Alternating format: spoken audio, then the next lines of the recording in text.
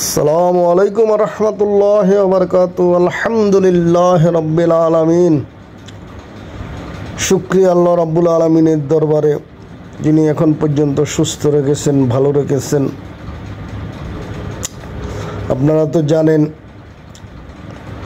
ফিলিস্তিনি ভাইদের তুলনায় আমরা অনেক ভালো আছি, কোটি কোটি গুণ বেশি ভালো আছি। তার জন্য আরও একবার আল্লাহ রাব্বুল আলামিনের দরবারে শুকরিয়া জ্ঞাপন করি, আলহামদুলিল্লাহ।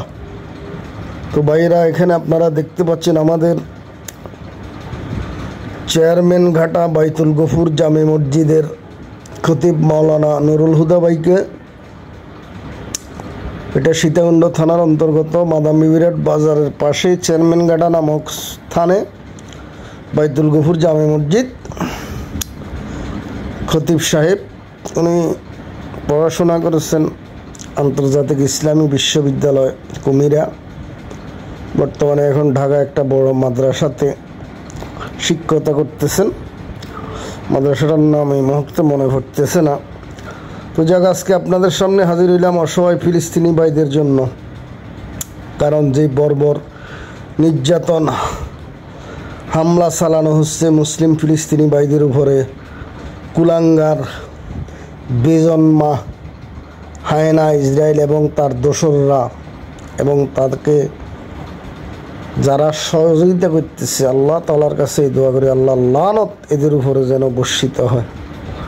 তো ভাইয়েরা, অসহায় ফিলিস্তিনি ভাইদের সাহায্যার্থে আজকে আপনাদের দ্বারস্থ হয়েছি। আমাদের এই মাওলানা নুরুল হুদা ভাইয়ের দিক নির্দেশনা এবং পরামর্শ মতে ফিলিস্তিনি অসহায় ভাইদের জন্য কিছু টাকা কালেকশন করতেছি। আমি বেশ কিছু টাকা কালেকশনও করছি। আলহামদুলিল্লাহ, আরও টাকার দরকার। ভাইয়ে ইতিমধ্যে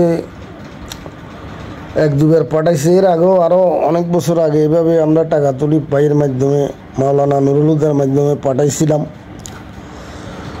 তো এখন আপনাদেরকে বলতেছি, যারা আছেন দেশে এবং দেশের বাইরে, আমার সাথে যোগাযোগ আছে। যদি মন চায় আপনারাও শরিক হইতে পারেন।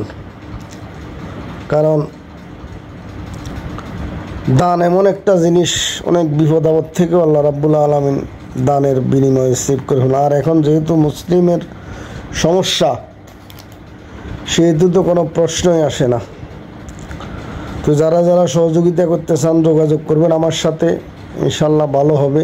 দুনিয়াতেও শান্তি পাবেন, আখিরাতেও মুক্তি পাবেন। আর আমাদের এই খতিব সাহেব মাওলানা নুরুল হুদা ভাইয়ের জন্য সবাই দোয়া করবেন, আল্লাহ তাআলা যেন ওনাকে নেক হায়াত দান করে। কারণ প্রত্যেকটা ভালো ভালো কাজের আঞ্জাম উনি দিয়ে থাকেন। ভাইকে আল্লাহ তাআলা নেক হায়াত দান করুক। তো এখন দেখতেছি। আসসালামু আলাইকুম রহমতুল্লাহ।